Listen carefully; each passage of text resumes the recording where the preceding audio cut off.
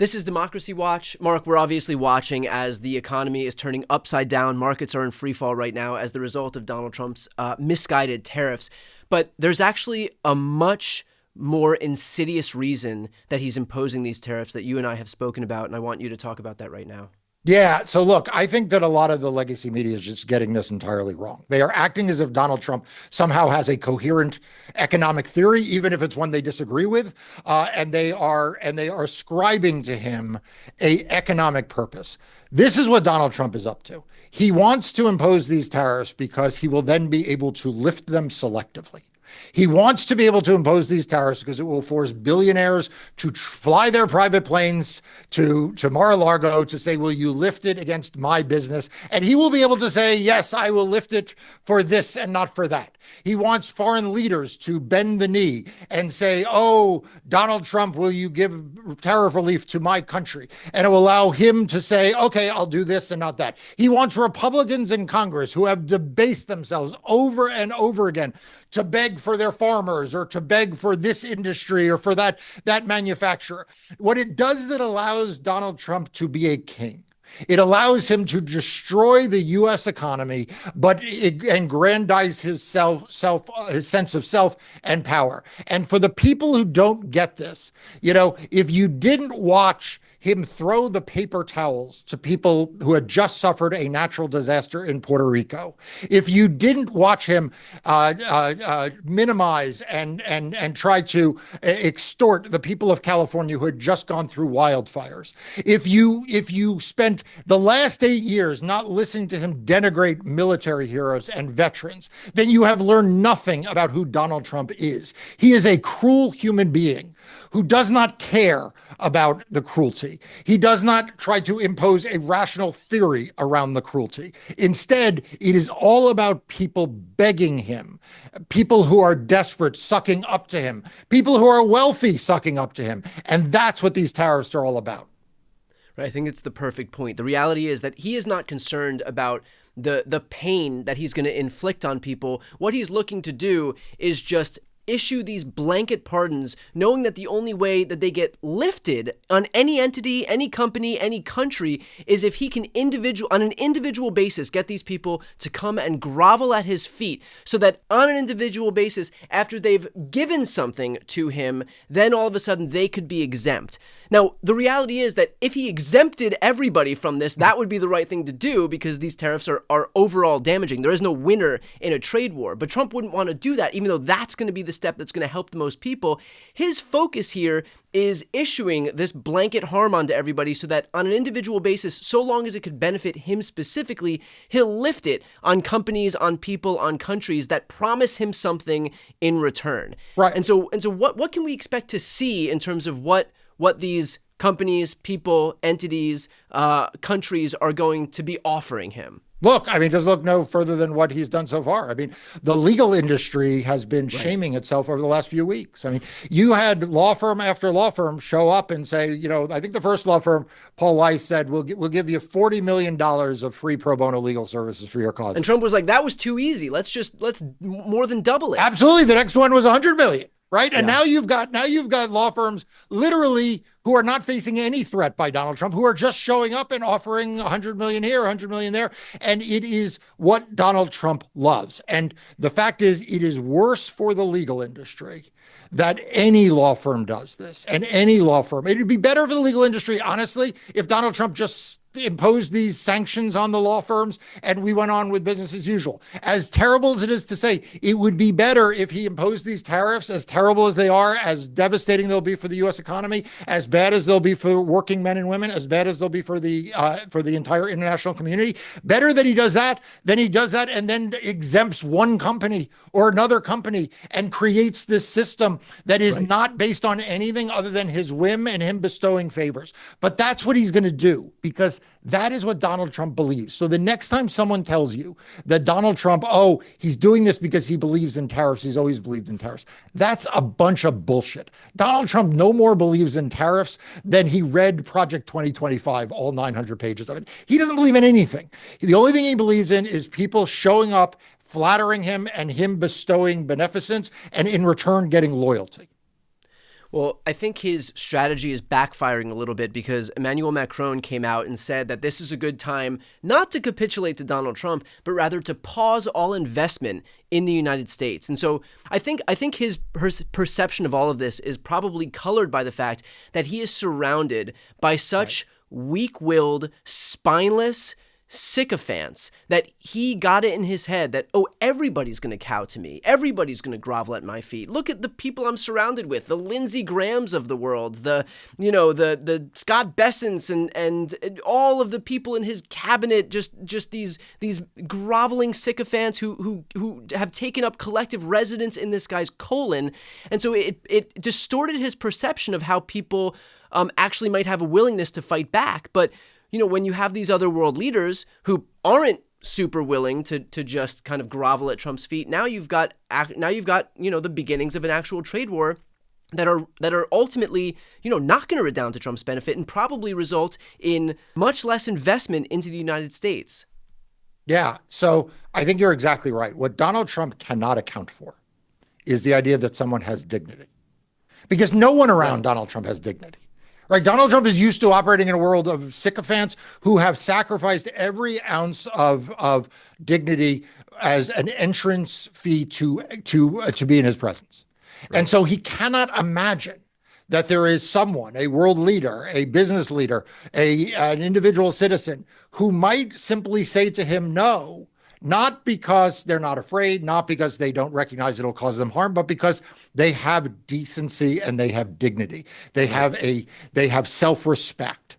And Donald Trump is miscalculating in this arena, as he usually does when he miscalculates, because there is someone on the other side who says, you know what, my self-respect is worth more to me than the economic harm you can impose. My self-respect is worth more to me than the customers you can scare away. My self-respect is worth more to me than the clients who may leave my law firm and go to some others, or that may go to some other television network. My self-respect matters more. And Donald Trump can't even fathom what that's like. Because I'd ask you, Brian, who in his orbit displays an ounce of self-respect? Not J.D. Vance, not his cabinet, not the people who work for him, not Elon Musk, right? None of these Mark, people. he had Ronna McDaniel changed her name in deference to Donald Trump. She took her own name out of the equation so that Donald Trump didn't have to see the word Romney when he was dealing with her. Right. And look at the situation he has with the Joint Chiefs of Staff. He replaced his chairman of the Joint Chiefs of Staff, and he replaced him with a guy who he says, and by the way, the guy now has denied it. He says he chose him because the guy sucked up to him and wore a MAGA hat. I mean, this is how he is choosing. This is how he thinks he needs to choose the guy to be the top military officer. I got to say, thank God DEI is gone and meritocracy is back. And look at who he's put in the key cabinet positions. Look at Pete Hegseth. Look at Kash Patel. Look at Pam Bondi. Look at Tulsi Gabbard. Right. I mean, right. He just found the people whose lips were attached to his ass the hardest, and those are the people who got positions in his cabinet. Right. So to bring this back to tariffs, this is the problem we now face, which is that he is tanking the U.S. economy. He is raising prices on everyday Americans. He has imposed what will be the largest tax increase in American history, and it is incredibly regressive tax. It will hit the working class much harder than it will hit the rich, because this is basically just an enormous sales tax. That's what this is. This is just a nationwide enormous sales tax. He has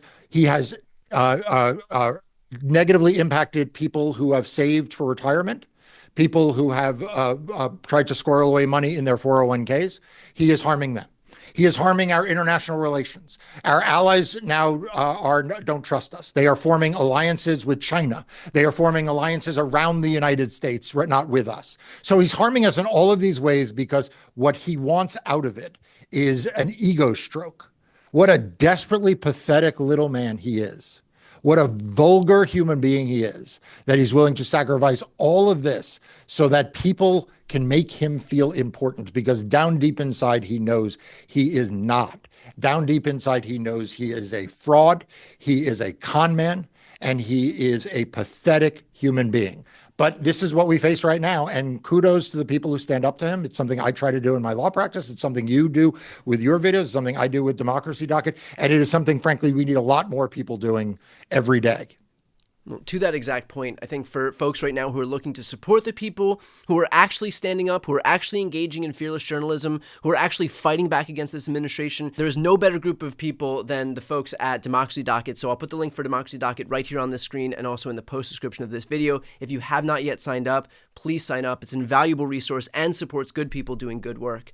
Marc, to that point, what is your message for the broader community? Because we have seen, let's say, for example, as it relates to law firms, that even as the Paul Weisses of the world get their due criticism for capitulating to Trump, that there are other law firms who are willing to grovel at his feet and capitulate to him. And so in anticipation of the next batch of people deciding that they're perfectly content to sacrifice their dignity in deference to Trump, what's your message to those people, to those companies, to those entities? Look, that history is watching you.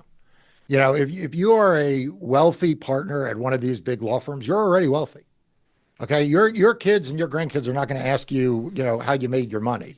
They're going to ask you in 2025 what you did when democracy was at stake. What did you do when Donald Trump was doing all these things? Did you stand tall? Did you stand up for what was right and wrong? Did you stand up for the rule of law, or did you capitulate?